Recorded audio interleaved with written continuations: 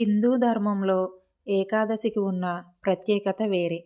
అన్ని వ్రతాలలోకెల్లా అత్యంత శ్రేష్టమైనదిగా భావించే ఏకాదశి తిథి శ్రీ మహావిష్ణువుకు అత్యంత ప్రీతికరమైనది. 2026 సంవత్సరంలో మాఘమాసంలో వచ్చే జయ ఏకాదశి వ్రతం విశేషమైన రవియోగంలో రానుంది. ఈ వ్రతం ఆచరించడం వల్ల కలిగే ఫలితాలు, శుభముహూర్తం మరియు పూజా విధానం గురించి తెలుసుకుందాం. జయ ఏకాదశి వ్రతం గురించి స్వయంగా శ్రీకృష్ణ పరమాత్మ ధర్మరాజుకు వివరించినట్లు పురాణాలు చెబుతున్నాయి. ఈ వ్రతాన్ని భక్తితో ఆచరించడం వల్ల తెలిసి తెలియక చేసిన పాపాలు నశిస్తాయి. అంతేకాకుండా అకాల మృత్యుభయం తొలగిపోవటమే కాకుండా మరణాంతరము మోక్షప్రాప్తి కలుగుతుంది. ఆర్థిక కష్టాల నుండి ఉపశమనం లభిస్తుంది.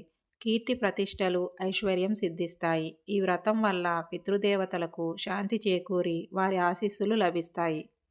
జయ ఏకాదశి తేదీ మరియు శుభముహూర్తం పంచాంగం ప్రకారం మాఘశుక్ల ఏకాదశి తిథి జనవరి 29, 2026 నాడు భక్తులు వ్రతాన్ని ఆచరించాలి. ఏకాదశి తిథి ప్రారంభము జనవరి 28, 2026 సాయంత్రము 4:35 ప్రారంభమయ్యి జనవరి 29, 2026 మధ్యాహ్నము 1:55 ముగుస్తుంది. జనవరి 29న ఏకాదశి సూర్యోదయం తిథి ఉండటం వల్ల ఆ రోజే వ్రతాన్ని ఆచరించడం ఉత్తమం. ఈ 2026 సంవత్సరం జయ ఏకాదశి రోజున రవియోగం ఏర్పడుతుంది. రోహిణి మరియు మృగశిర నక్షత్రాల కలయికతో కూడిన ఈ శుభ సమయంలో లక్ష్మీనారాయణులను పూజించడం వల్ల ఆరోగ్య సమస్యలు తొలగిపోతాయి. కెరీర్ మరియు వ్యాపార రంగంలో అద్భుతమైన విజయాలు లభిస్తాయి. కోరుకున్న కోరికలు త్వరగా నెరవేరుతాయి. దానికి ముందే నిద్రలేచి ఇష్టమైన దైవాన్ని స్మరించుకోవాలి. స్నానం చేసిన తరువాత పసుపు రంగు వస్త్రాలను ధరించడం విశేషం. ఇల్లంతా గంగాజలంతో శుద్ధి చేయాలి.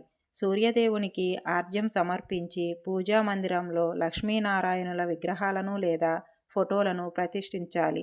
దేవుడికి పసుపు రంగు పుష్పాలు, పండ్లు మరియు పసుపు రంగు పిండి వంటలను నైవేద్యంగా సమర్పించాలి.